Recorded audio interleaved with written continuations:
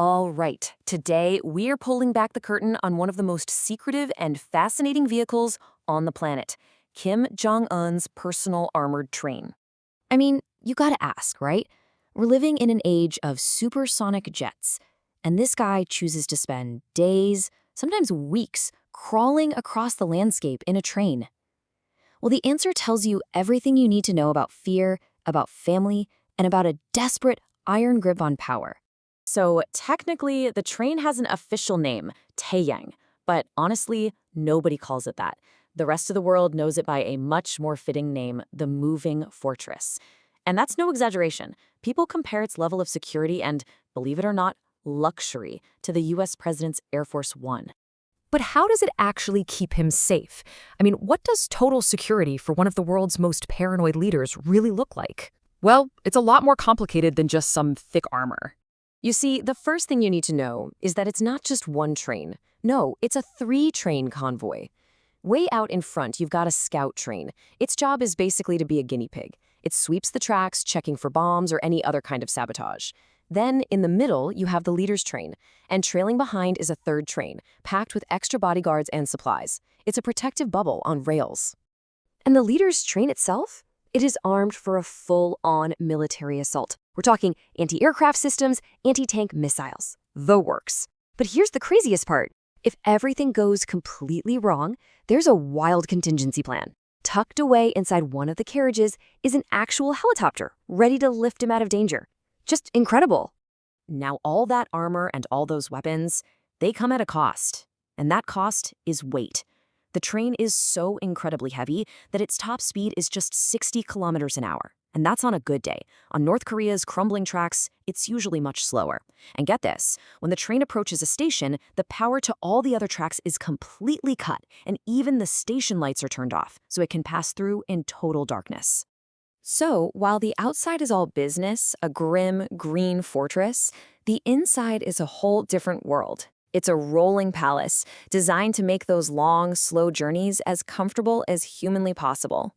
And really, the only reason we know about this insane level of opulence is thanks to a Russian official who traveled with Kim's father years ago. His account is just stunning. He described a gourmet restaurant where you could order anything, anytime. Live lobsters were flown in. Cases of the most expensive French wines were just there. It's such a brutal contrast to the starving country just outside the bulletproof windows. And this isn't just about fine dining. The train is fully equipped to run the country from the rails. It has offices with satellite phones, conference rooms for high-level meetings. And then there's the entertainment. A special staff of performers, known as lady conductors, are on board to sing and dance for the leader. Okay, so security and luxury. That makes sense, I guess. But that's not the whole story. To really understand the train, you have to dig into the family's past. This whole train thing is, at its heart, a family tradition. It really became cemented with Kim's father, Kim Jong-il. He was famously deeply terrified of flying, so he went everywhere by train. I mean, he once took a month-long 20,000 kilometers trip to Moscow and back. For Kim Jong-un, using the same mode of transport is a powerful way to project this image of stability, of dynasty, of continuing his father's legacy. But this tradition wasn't just born out of a fear of flying. It was cemented by one single, terrifying event that injected a deep and lasting paranoia into the very heart of the family. So what happened was, this huge explosion ripped through a train station just hours after Kim Jong-il's train had passed through it. Now, the official story was that it was a tragic accident. But the Kims, they were convinced it was an assassination attempt. And after that incident, their security, which was already extreme, went into hyperdrive. It's what created the rolling fortress we see today. And this is where you see that huge gap between the propaganda and the reality. The story they tell is of a humble leader choosing a simple way to travel. But the truth of the train, which is a state secret inside North Korea, tells a completely different story. It's a story of unimaginable luxury, total isolation from the public, and a deep-seated fear of your own people. So when you put all the pieces together, you realize the train isn't just a train, it's a symptom. It's a huge, armored, rolling symptom of a much bigger problem at the very core of the regime. All of it, The extreme security, the isolation, the paranoia. It all points to one undeniable truth. The biggest threat to Kim Jong-un isn't America or South Korea or any other foreign power. The threat is internal. It's the people he rules over and, more importantly, the powerful elites within his own government who could one day decide to replace him. And his position is more fragile than you might think.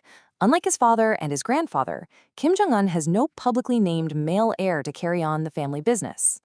The Kim dynasty has always depended on that clear line of succession from father to son. Without it, there's a fundamental weakness at the center of his rule, and that makes him incredibly vulnerable to rivals who might see a chance to finally break the family's hold on power. Which leaves us with one final hanging question.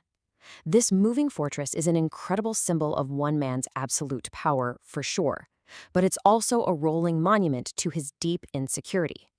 It can protect the man, no doubt, but can it protect his fragile dynasty from the uncertainties that lie ahead for North Korea?